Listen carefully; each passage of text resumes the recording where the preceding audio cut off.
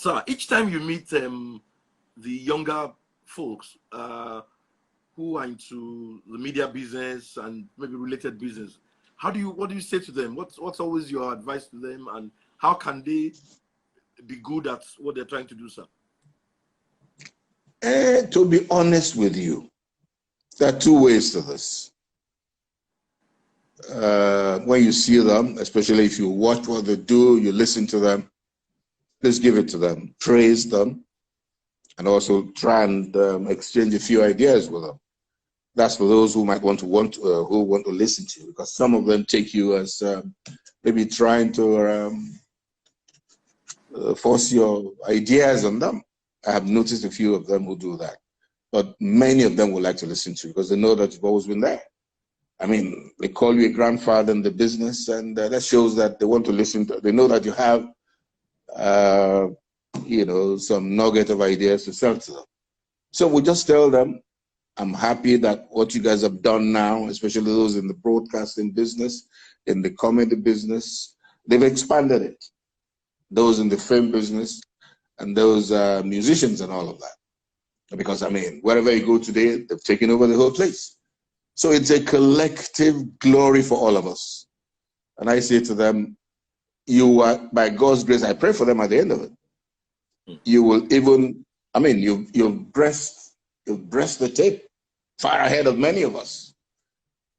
Most of you have actually beaten our record. When I was as young as you are, I mean, look at Whiskey at 24. Am I right? Yes, they sir. say he just bagged the degree, what they call it, a doctorate degree in America. Something. Yes, sir.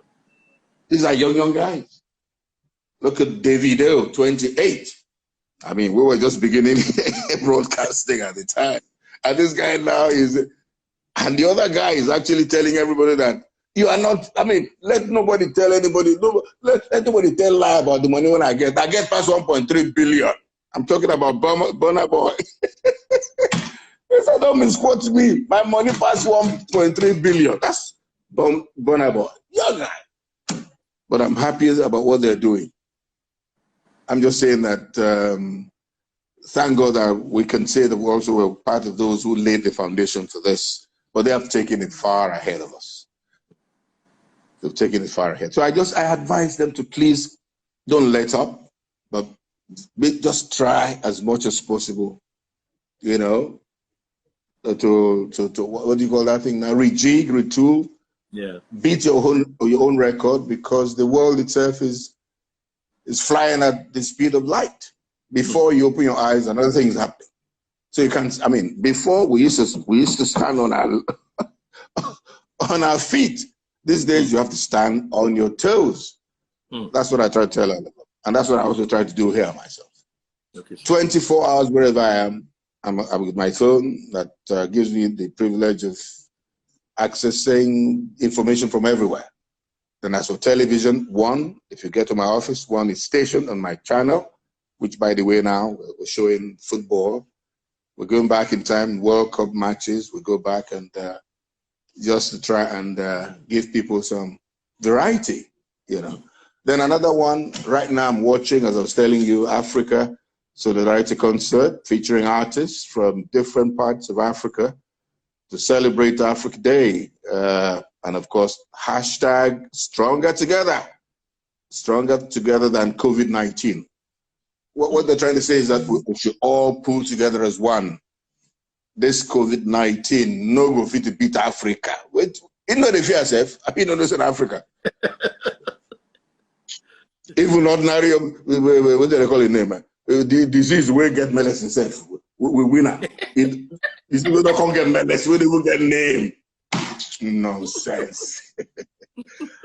But I want to congratulate all the guys that are making us happy. I can see Chidima and Eddie Kadi. Chidima and Eddie Kadi are the ones piloting the affairs. And it's a big boom on TV now. AIT is having it live. And I know that the social media is awash with it, buzzing and all that. Hashtag stronger than COVID-19. Africa stronger than COVID-19. We should all try and respond to it. So back to your question now. Okay, sir.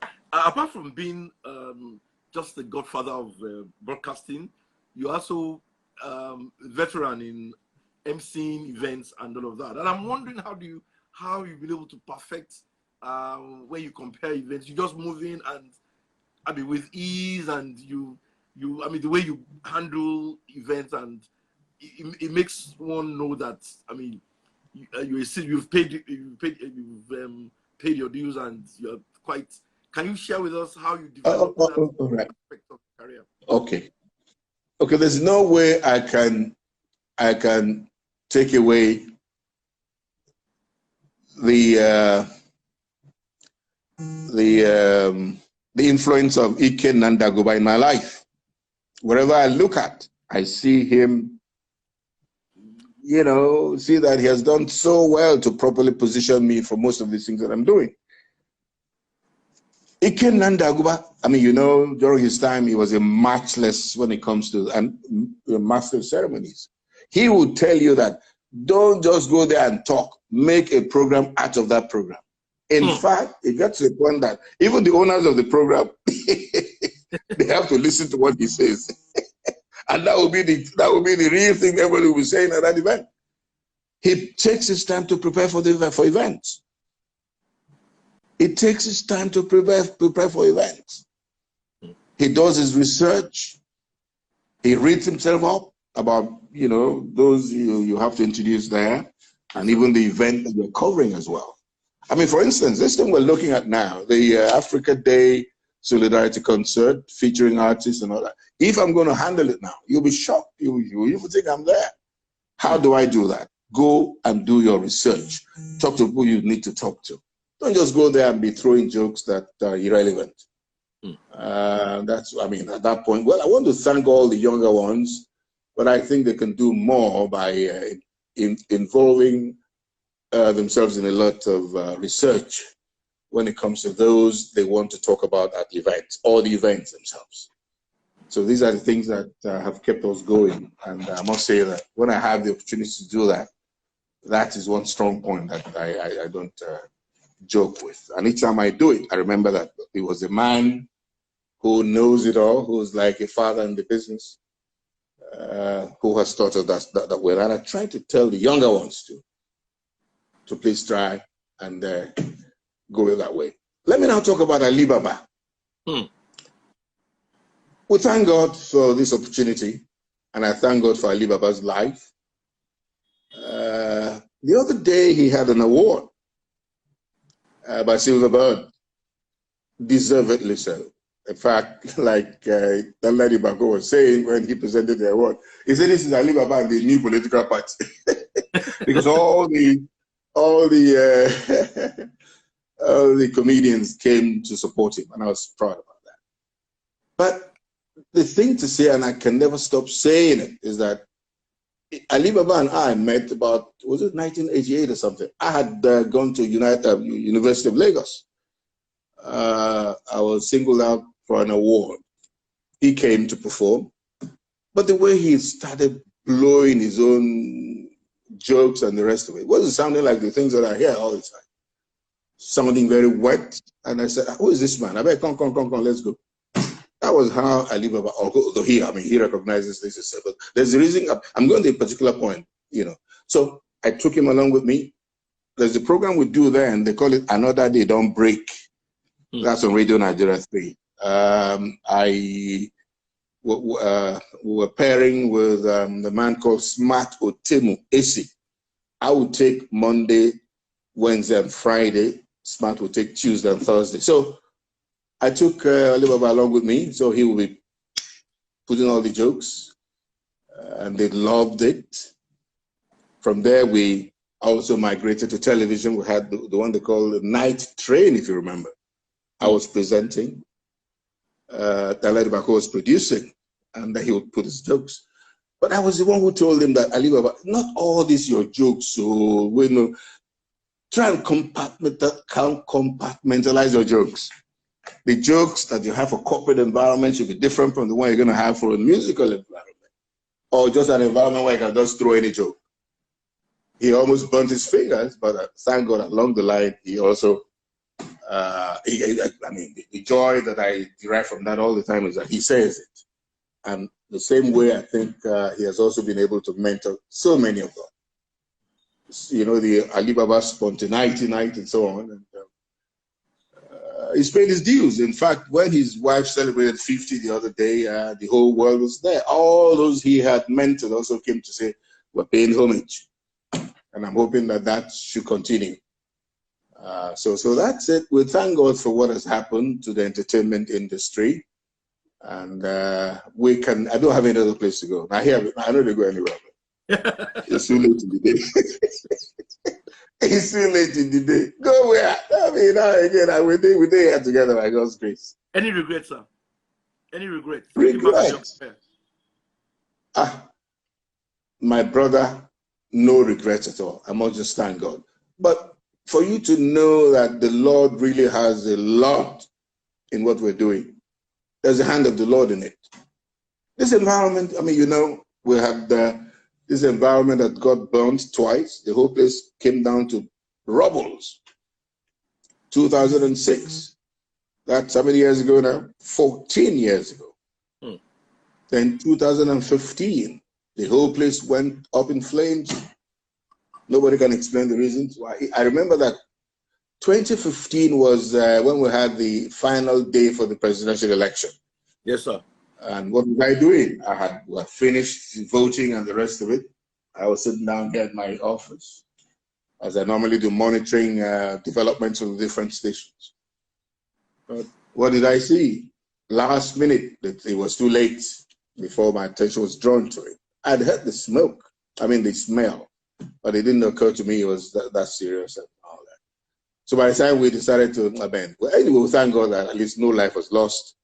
We lost hundreds of millions in this, but we're here are we still standing.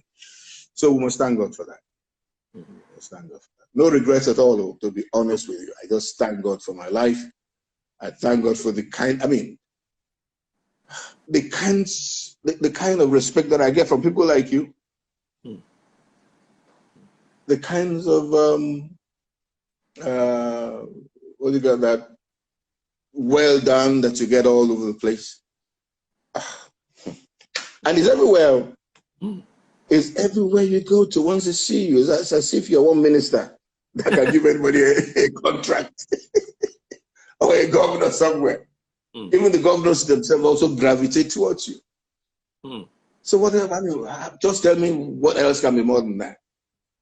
I no regrets at all. I'm just there thanking God for my life. Yes.